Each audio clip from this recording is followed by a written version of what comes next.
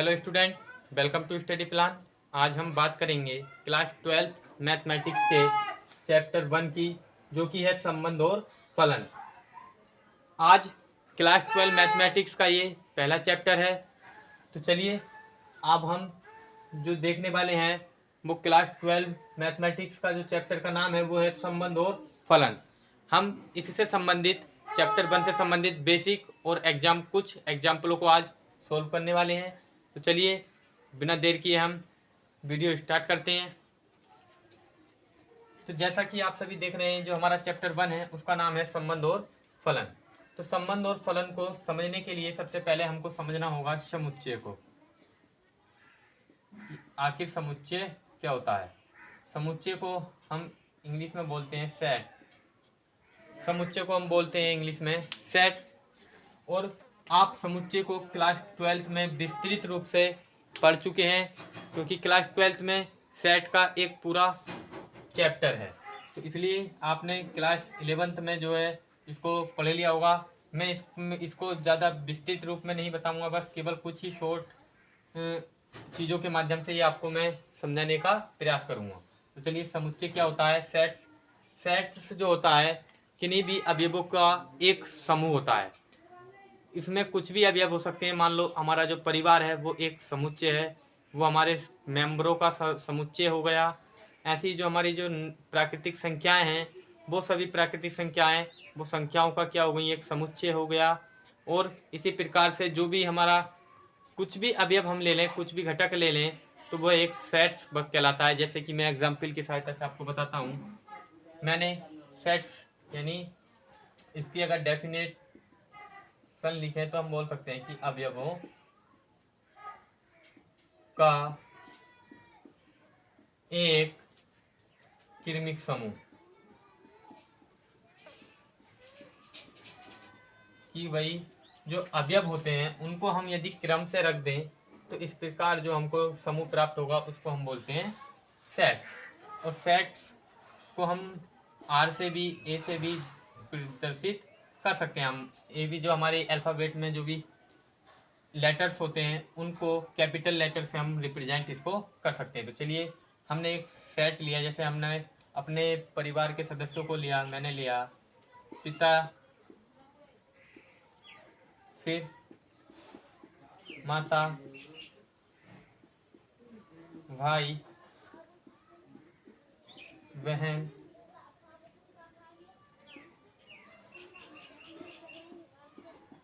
और मैं, अर्थात तुम, स्वयं।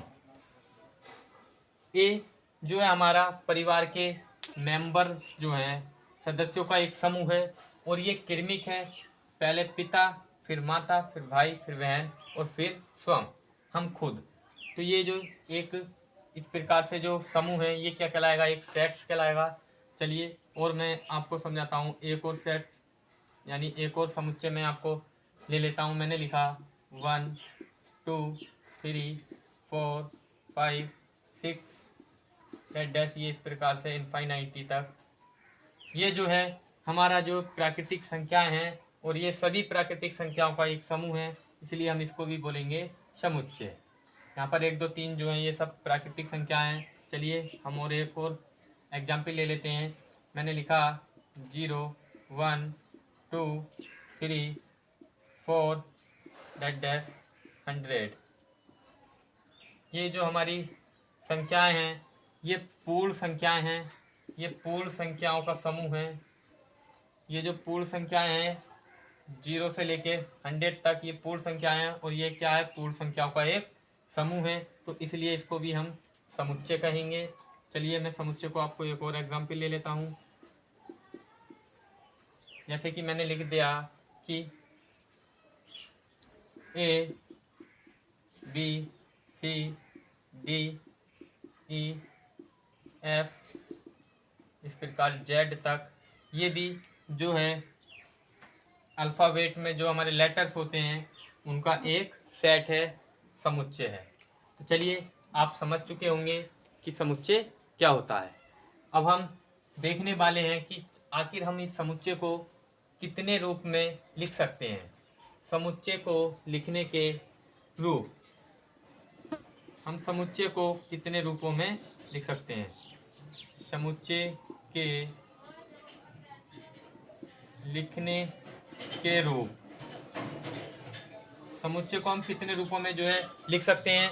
तो जो हम समुच्चय को लिख सकते हैं वो समुच्चय को लिखने के केवल दो रूप होते हैं। नंबर एक हमारा जो होता है वो होता है रोस्टर रूप, और नंबर दो होता है हमारा जो समुच्चय निर्माण रूप। तो किसी भी समुच्चय को हम दो प्रकार से जो है लिख सकते हैं। किस किस रूप में? नंबर एक रोस्टर रूप में समुच्चय को हम लिख सकते हैं नंबर एक रोस्टर रूप में, और नंबर दो हम लिख सकते हैं समुच्चय निर्माण विधि से। समुच्चय निर्माण विधि के द्वारा, समुच्चय निर्माण विधि के द्वारा हम जो है किसी भी समुच्चय को लिख सकते हैं। तो आप सभी समझ चुके होंगे कि समुच्चय क्या होता है। समुच्चय अवयवों का एक क्रमिक समूह होता है।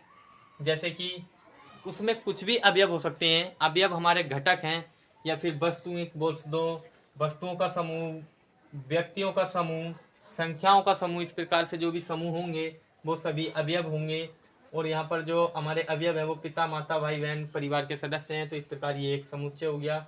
ये प्राकृतिक संख्याओं का समुच्चय है, ये पूर्ण संख्याओं का, और ये जो हमारा अल्फ़ाबेट होती है उसका, ये यानी जो कैपिटल जो लेटर्स हैं ये सभी, ये हमारा जो अंग्रेजी वर्णमाला का एक समूह है, इसलिए हम इसको भी बोलेंगे सेट, समुच्चय। तो चलिए अब आप इसको स्क्रीनशॉट ले लीजिए, तब तक मैं आपको, तो चलिए जैसा कि अभी मैंने आपको बताया कि समुच्चय को लिखने के दो रूप होते हैं, तो हम इन्हीं दोनों रूपों को अब गणितीय रूप में लिखने वाले हैं। तो चलिए पहला जो हमारा रूप था वो था रोस्टर रूप। अब मैं आपको बताने वाला हूँ कि रोस्टर रूप क्या होता है। तो चलिए मैं एक समुच्चय ले लेता हूँ। हमारे पास जो एक समुच्चय है वो है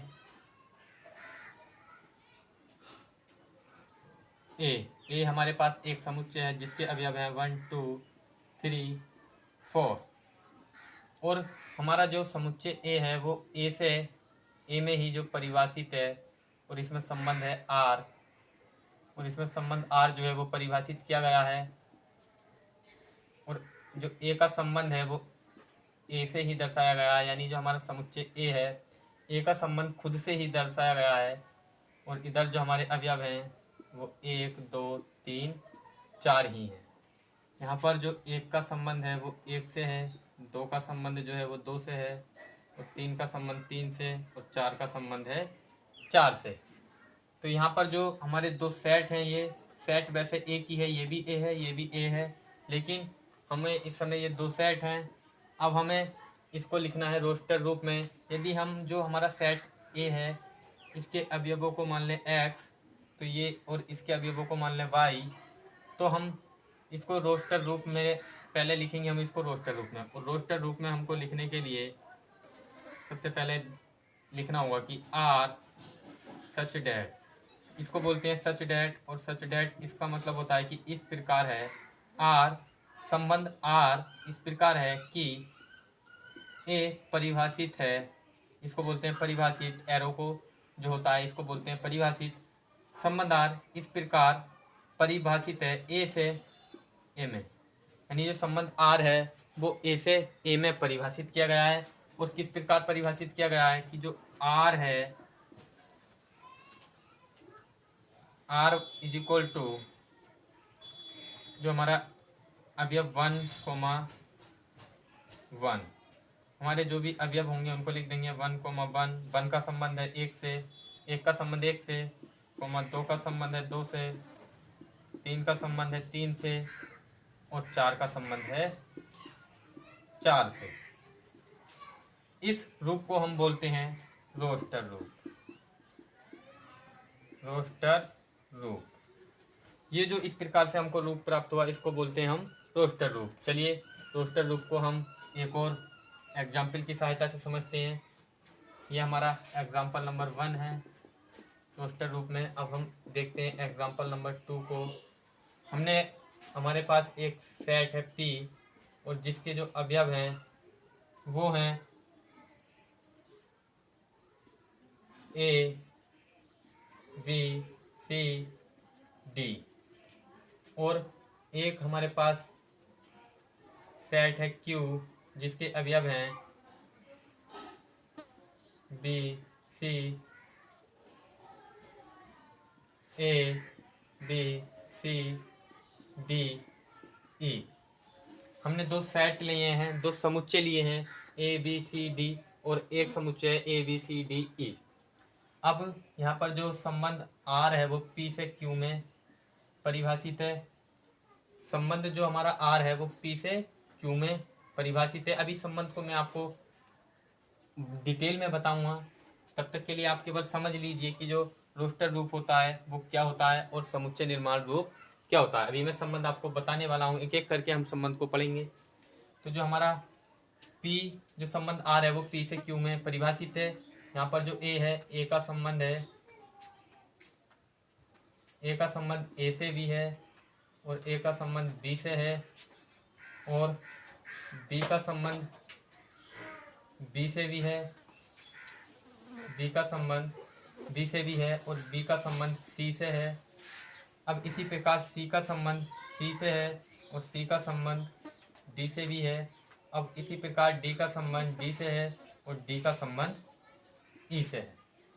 तो यहाँ पर जो P से Q में जो हमारा समुच्चय है वो संबंध है, उनमें संबंध है R, और हम अब इसको लिखने वाले हैं रोस्टर रूप में। तो रोस्टर रूप में हम लिखेंगे कि संबंध R सच डैट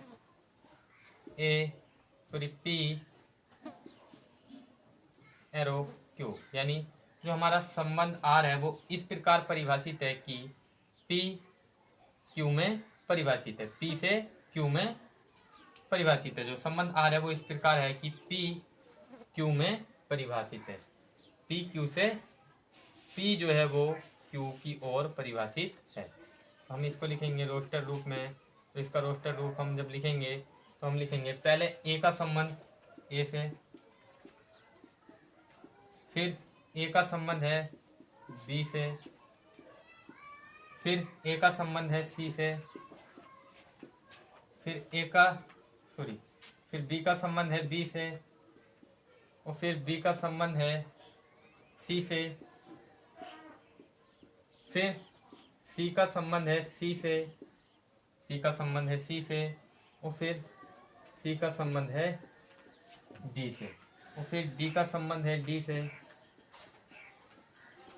और अब मैं थोड़ा नीचे लिख लेता हूँ, और D का संबंध है E से, D का जो संबंध है वो है E से।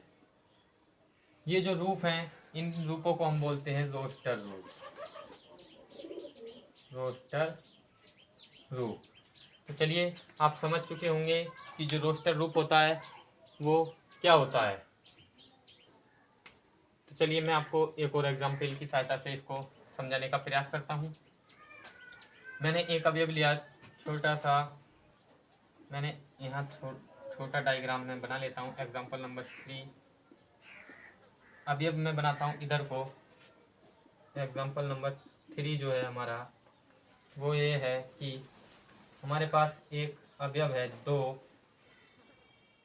4 6 8, और हमारे पास इधर जो अवयव है वो है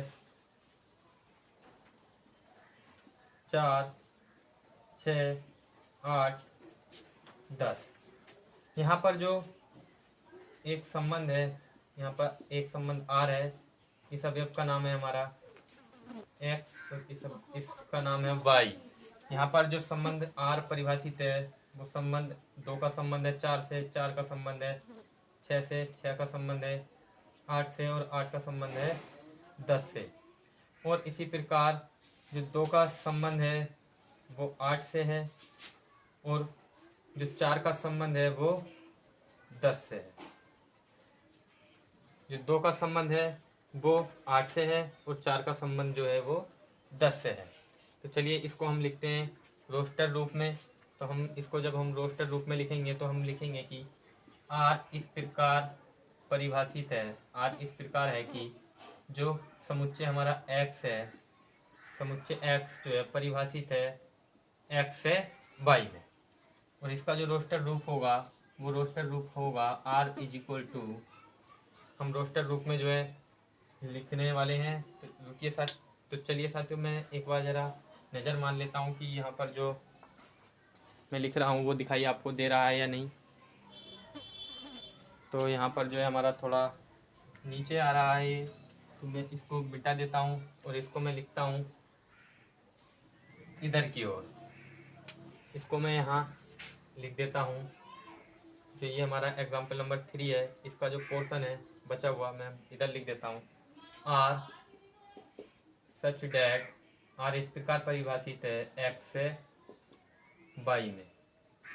आर हमारा एक्स से वाई में परिभाषित है, और संबंध आर जो है, संबंध आर जो है वो इस प्रकार है कि अवयव जो है 2 का संबंध है 4 से, 2 का संबंध है 4 से, और 2 का संबंध है 8 से। 2 का संबंध है 4 से और 2 का संबंध है 8 से। फिर अगला हमारा जो है टर्म वो है 4, 4 का संबंध पहले है 6 से, फिर 4 का ही संबंध जो है हमारा वो है 10 से, 4 का संबंध है 10 से। यहाँ जो हमारा 4 का संबंध पहले 6 से, फिर 4 का संबंध है 10 से। अब जो हमारा नेक्स्ट टर्म है वो है 6 का संबंध 8 से। अब हम लिख देते हैं 6 का संबंध 8 से और 8 का संबंध 10 से, और इस रूप को भी हम कहेंगे रोस्टर रूप। ये जो हमारा रूप है इसको हम बोलेंगे रोस्टर रूप। तो चलिए फ्रेंड्स, आप समझ चुके होंगे कि जो रोस्टर रूप है वो क्या होता है। अब हम देखने वाले हैं जो सेकेंड इसका टाइप है समुच्चय निर्माण विधि, उसमें हम कैसे लिखते हैं। चलिए अब हम देखते हैं समुच्चय निर्माण रूप नंबर 2। समुच्चय निर्माण रूप क्या होता है। समुच्चय निर्माण विधि या समुच्चय निर्माण रूप में हम किसी भी समुच्चय को किस प्रकार लिख सकते हैं। तो जो समुच्चय निर्माण रूप होता है हम उसके पहले एग्जाम्पल की सहायता से इसको समझते हैं। हमारे पास जो एक अवयव है, हमारे पास एक सेट है ए, और जो सेट ए के अवयव है वो 1 2 3 4, और जो हमारा सेट है बी उसके जो अवयव हैं वो हैं 2 3 4 5 6। इस प्रकार से हम ले सकते हैं। एक का जो संबंध है यहाँ पर है 2 से, और जो 2 का संबंध है वो है 3 से, और 3 का संबंध है 4 से, सॉरी हाँ ठीक है, और 4 का संबंध है 5 से, और यहाँ पर जो हमारा 2 है, 2 का संबंध है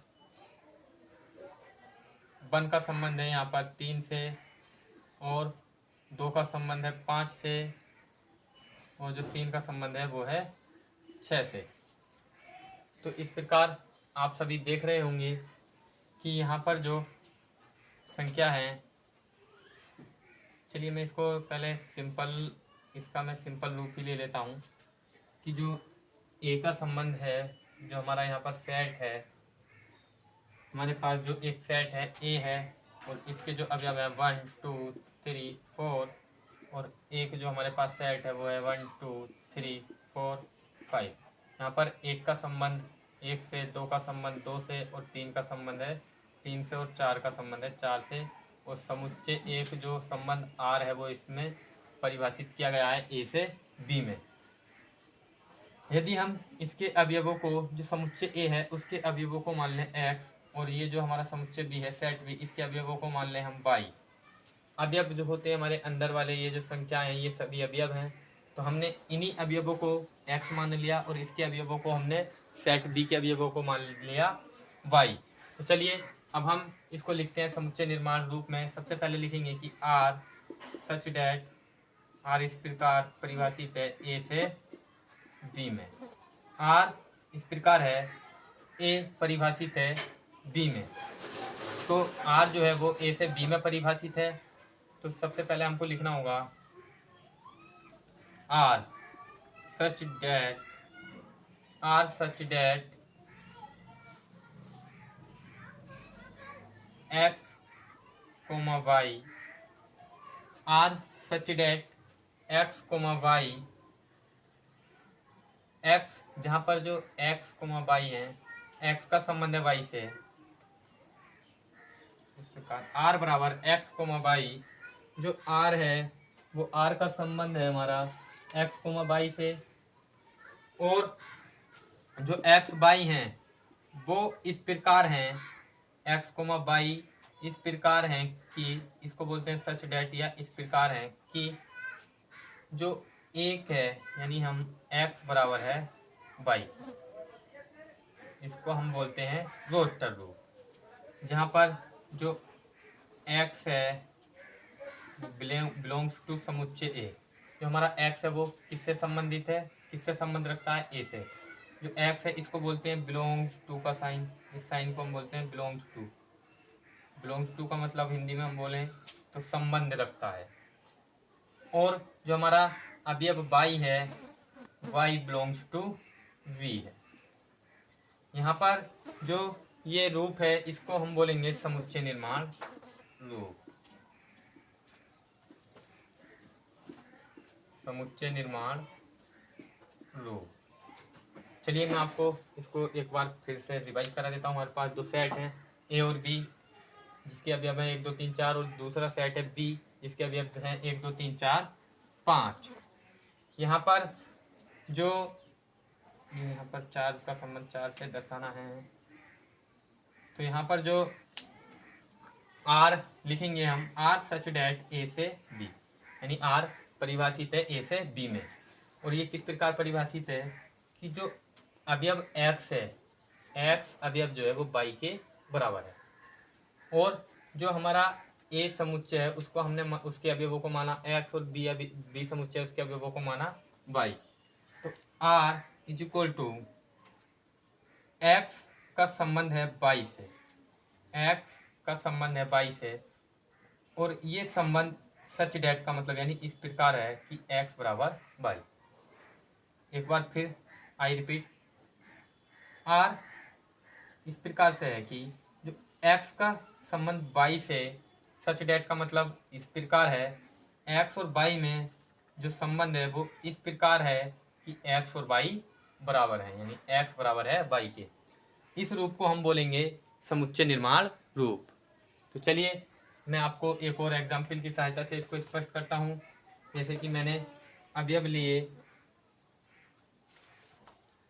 अवयव ले लेता हूँ 1 2 3 4, ये तो हो चुका है। मैं एग्जाम्पल नंबर 2 आपको प्रोवाइड करने वाला हूँ, जो कि है हमारे पास एक सेट है ए, और जो इसके जो अवयव हैं ए बी सी डी, और एक सेट है हमारे पास बी जिसके अवयव हैं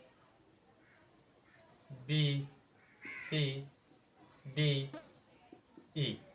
यहाँ पर जो ए का संबंध है वो बी से है, और जो बी का संबंध है वो सी से है, और सी का संबंध जो है वो डी से है, और डी का संबंध ई से है। यहाँ पर जो ए का संबंध है वो बी से है, बी का संबंध सी से है, सी का संबंध डी से है, और डी का संबंध ई से है। यहाँ पर एक संबंध आर परिभाषित है, तो हम लिखेंगे कि R such that A to B, कि आर परिभाषित है ए से बी में। और ये किस प्रकार परिभाषित है, इसको हमें लिखना है समुच्चय निर्माण रूप में। तो हम लिखेंगे आर इज इक्वल टू, जो हमारे अवयव हैं वो इसके अवयवों को हम मान लेंगे एक्स, और इसके अवयवों को हम मान लेंगे वाई। तो आर बराबर हो जाएगा हमारा, जो यदि हम जो अवयव ए है, जो सेट ए है, यानी अवयव हमारे एक्स है और वाई है, अगर हम एक्स अवयव में अगला लेटर जोड़ दें, यानी एक जोड़ दें, तो हमारा अगला जो लेटर है उसका वो क्रम प्राप्त हो रहा है। यानी ए प्लस 1 क्या आएगा B, B plus 1 C, C plus 1 D, D plus 1 E. तो जो यहाँ पर हम लिखेंगे कि आर इस प्रकार है कि एक्स का संबंध, जो अवयव एक्स है ये अवयव है, और हमने इनके अवयवों को x और इसके अवयवों को y माना, तो यहाँ पर x जो अवयव है, x का संबंध है y से, और ये संबंध सच डैट यानी इस प्रकार है कि जो अवयव b हमको प्राप्त हो रहा है, यानी जो हमको y प्राप्त हो रहा है, वो x प्लस 1 है, x प्लस 1 है। यदि हम जो अवयव a है उसमें एक जोड़ दें तो हमको y जो है प्राप्त हो रहे हैं, y यानी अवयव जो है हमें समुच्चय b हमको प्राप्त हो रहा है। और जहाँ पर जो हमारा x है वो बिलोंग्स टू है a, यानी x हमारा संबंध रखता है समुच्चय a से, और जो हमारा y है वो संबंध रखता है y बिलोंग्स टू b, और इस रूप को ही हम कहते हैं समुच्चय निर्माण रूप, समुच्चय निर्माण रूप। तो मैं आशा करता हूँ फ्रेंड्स आप सभी जो समुच्चय के लिखने के तरीके थे उनको लिखने के रूपों को आप समझ चुके होंगे। अब हम चलते हैं संबंध की ओर। अब हम समझते हैं कि संबंध क्या होता है।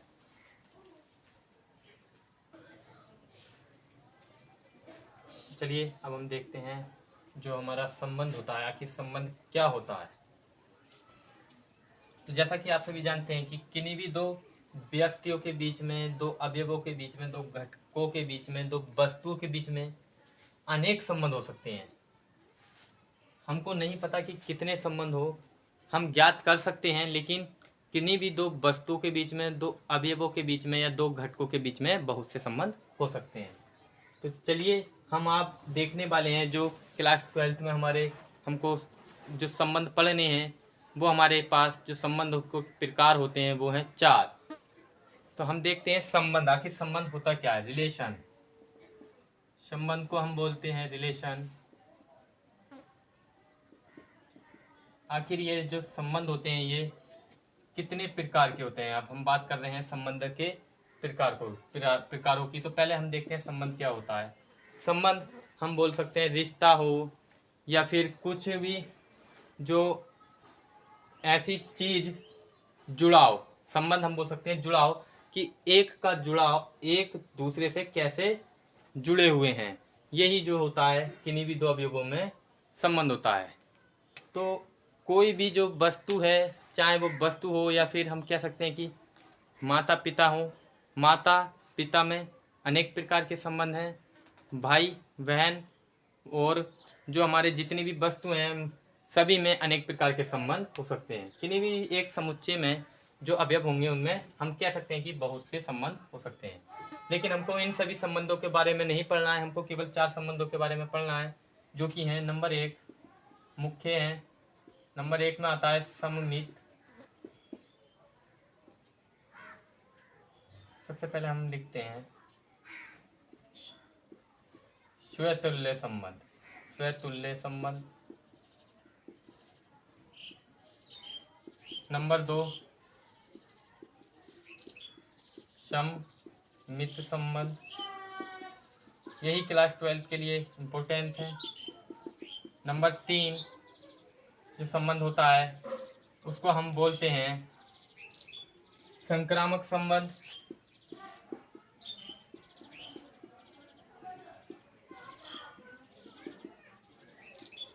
और नंबर 4 जो संबंध होता है वो होता है तुल्यता संबंध,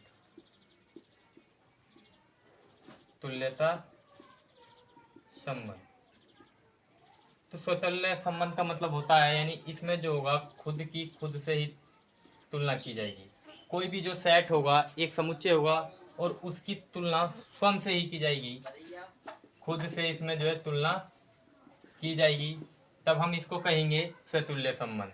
और सम्मित संबंध होगा, सम्मित संबंध क्या होगा कि भाई जब हम ए का संबंध इससे होगा और दूसरे का संबंध भी इससे होगा, इसको हम बोलेंगे सममित। और संक्रामक होगा कि एक अवयव का जो संबंध होगा सभी अवयवों से होगा। एक अवयव का संबंध, एक अवयव का संबंध सभी अवयवों से होगा, सभी अवयवों से होगा। कि भाई जो एक अवयव होगा उसका संबंध जो दूसरे अवयव होंगे उनसे भी होगा। और तुल्यता संबंध जो होगा, तुल्यता संबंध हम कहते हैं, इसको हम थोड़ा भी आपको आगे बताएंगे।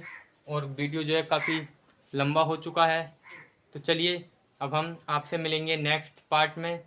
तब तक के लिए आपको यदि वीडियो अच्छा लगा हो तो आप लाइक करना, शेयर करना और सब्सक्राइब करना ना भूलें। Thanks for watching.